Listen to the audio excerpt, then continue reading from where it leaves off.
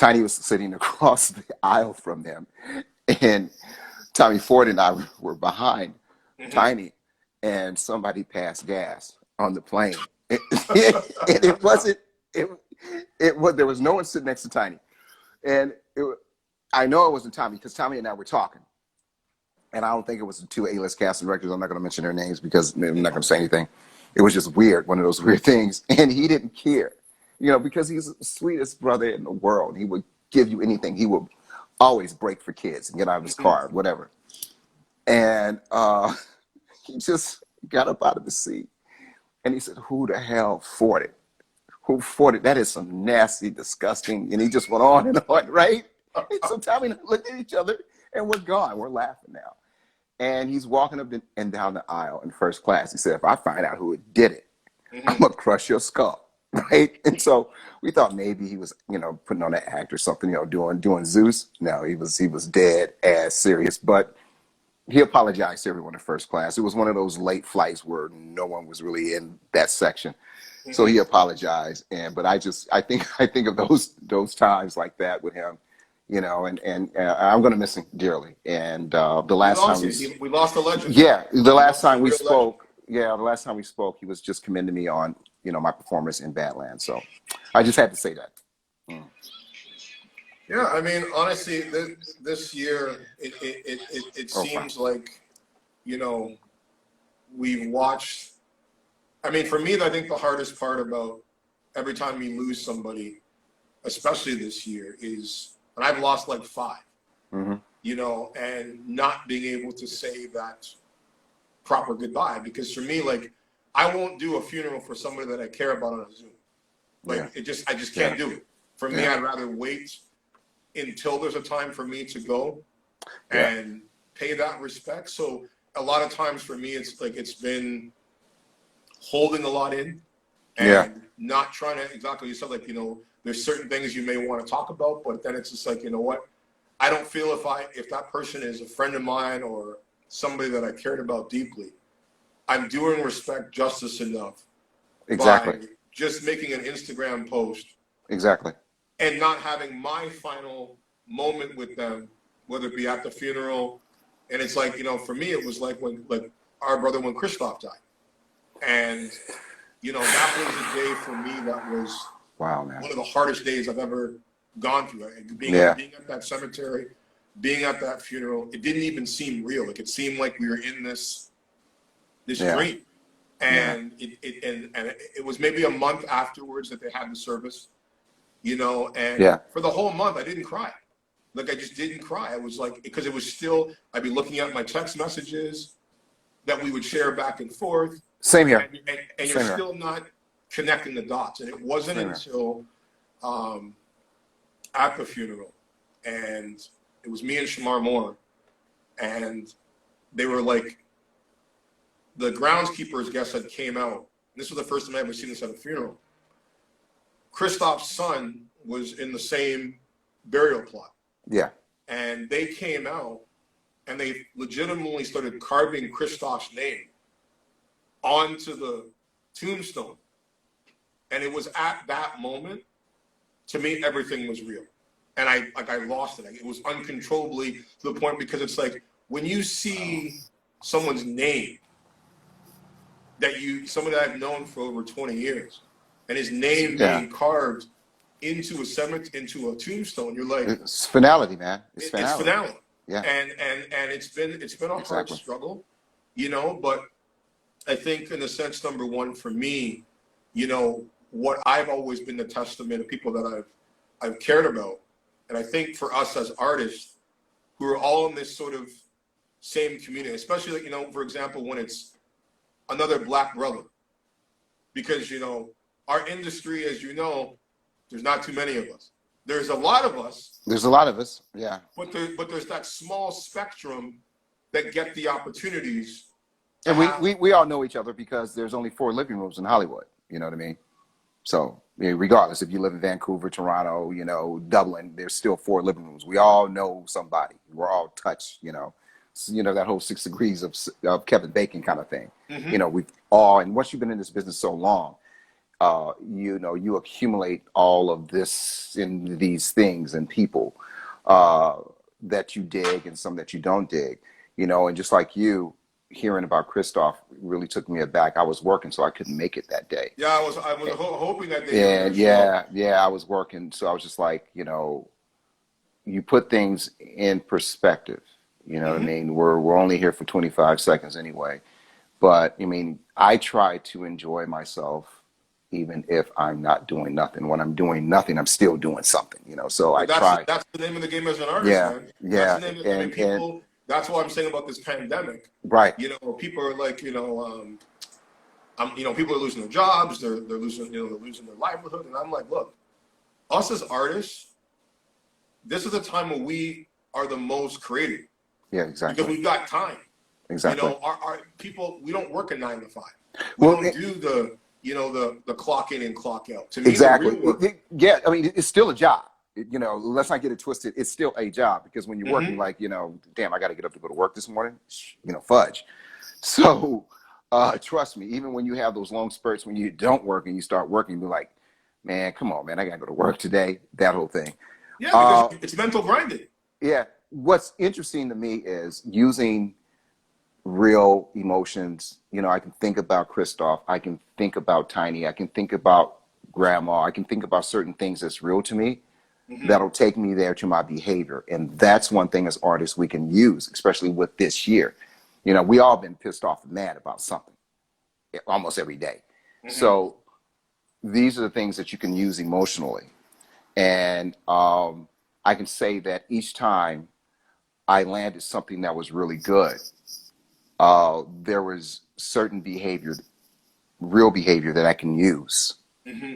And those who you work with, and they get to know you better and inside and out, and they know they know your mechanics. Hmm. But it's always refreshing when you find something that you haven't used. That real emotion, that real sense of what it's just being in the moment, and you can just Hmm. recall that moment. As an actor, you can recall that moment when they came out and started doing that. You can use that and Hmm. just fly with that. And it's something beautiful about what we do when you're able to connect with your own personal feelings Hmm. to something that when a writer wrote it. You didn't write unless you wrote it. So you have to make that real. And so the only way to do that is just think about real stuff that you've been through. And, definitely right now, 2020, Stranger Things, I'm using I'm It's using some that, Stranger bro. Things. It's on. It's on. So yeah, it's interesting uh, because I have a lot of um, he's a lieutenant colonel, so there's real folks in the Hmm. military. You call them pals, and I can go all the way back to somebody that I don't want to say the name of it wrong, but I saw an interview of a gentleman that was in the tank regiment. I don't know if the one thing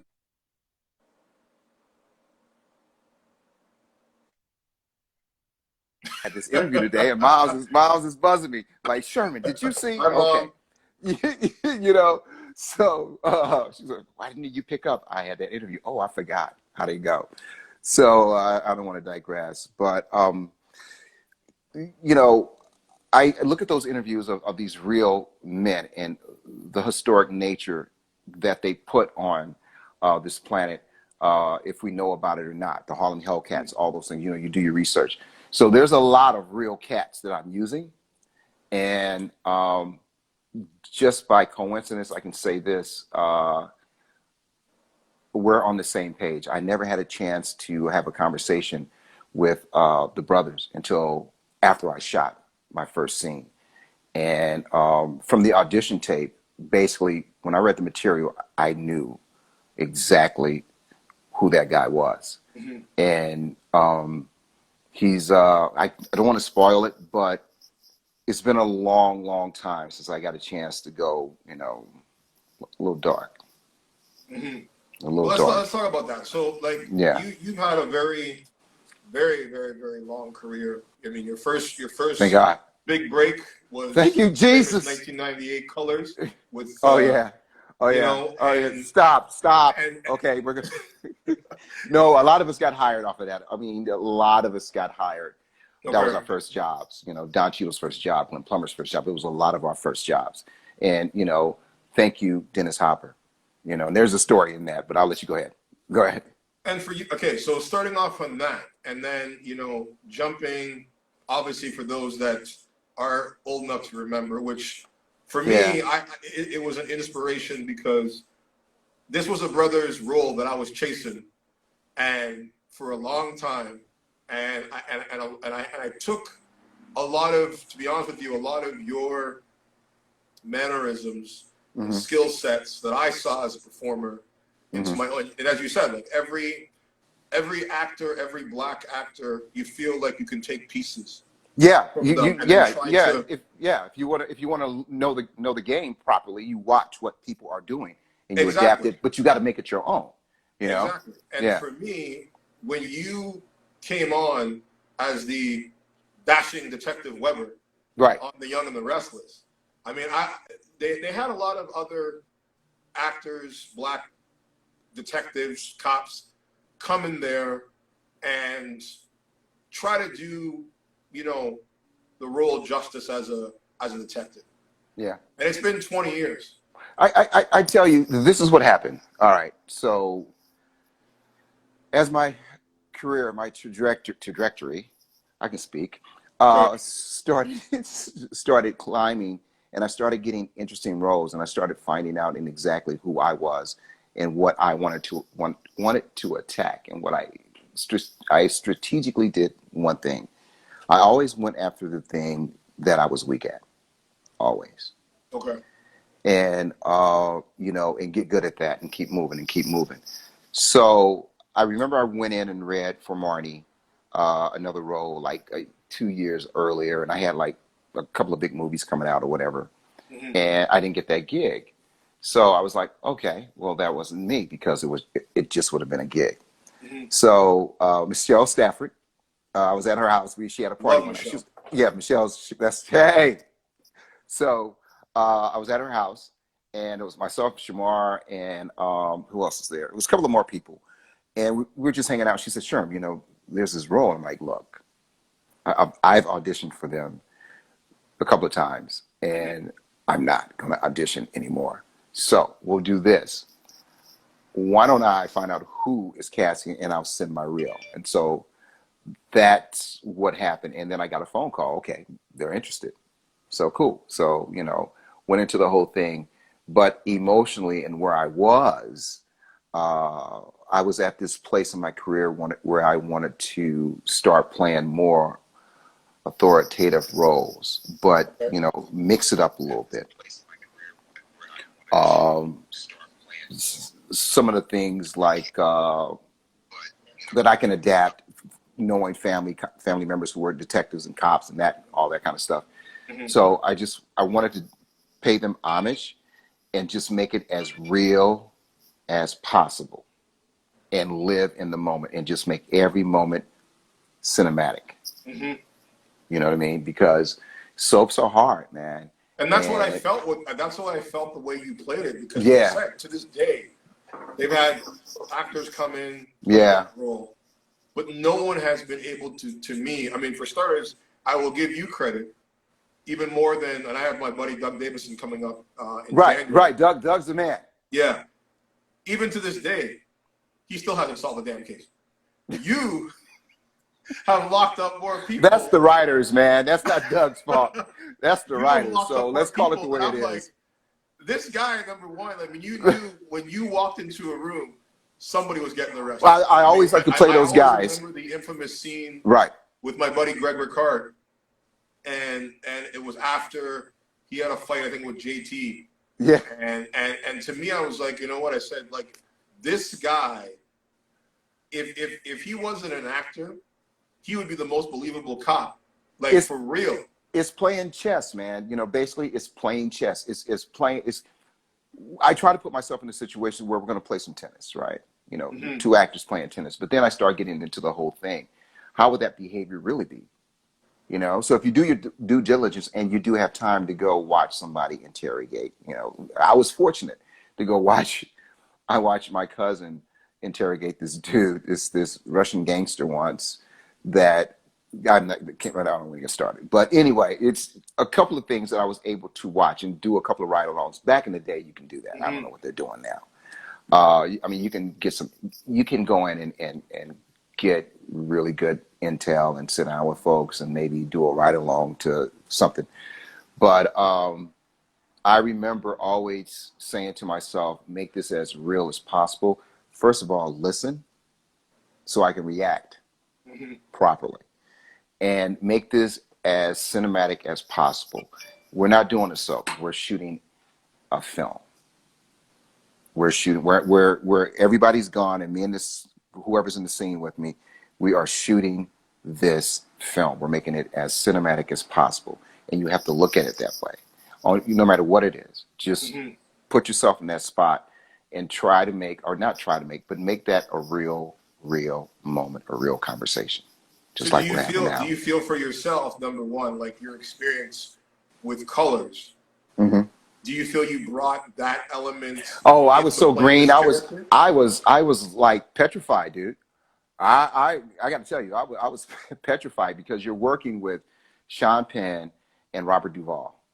Come on, you're walking around with them. You know, you're driving cars and stuff. And I remember one line I had. I was just like, oh man, the helicopter was going, and they were shooting that, and Dennis was there, and I was just like, and Robert said his line, and I was a deer in the headlights, and I kind of looked over at Dennis, and he said, go ahead, take your time, say the dialogue. And I said the dialogue, and he went, cut. And I was like, oh, dude, okay. So that was my very first experience on a big film like that and working with those kind of people, and I cut my teeth there. But one thing I did do, I watched Don and Glenn and Leon and Bruce. I watched all those guys do their thing, and certainly you learned something from there because it was just so natural for them, because that's what they did at Kyle Arts. They went to Kyle Arts. I went to Northwestern and was running up and down the football field. This was all late to me. So then I started applying exactly the work ethic that I had as a football player. Stay after practice a little longer, work on your feet work, work on your drills, work on some tip drills if somebody's out there with you. And it's the same thing with dialogue, run it until you own it. And Pam Grier said that to me one time. She said, run it until you own it. And I always keep that in the back of my mind. And I remember I was doing Touch by an Angel, and it was myself. Cicely Tyson played my mom, and Janelle Kennedy played my wife. And so we didn't know who was playing my mom until Cicely walked on stage, and it was like, oh man, come on. So it was one of those basketball diary moments where Leo was just so good, and you look at everybody and go, you want to be an actor? How are you going to follow that? So I remember one day, just like with soaps, just like with Young and the Restless, somebody forgets to give somebody something so they can give you the new pages.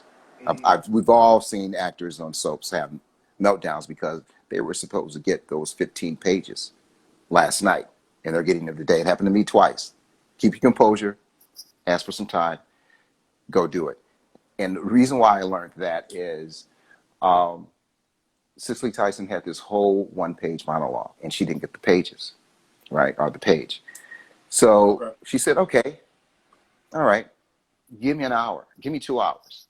So we shot around it, but we only shot 30 minutes of that. And she came back with that monologue, handwritten, and slayed it. And I think who was directing that? I forgot who was directing. It'll come to me in a minute.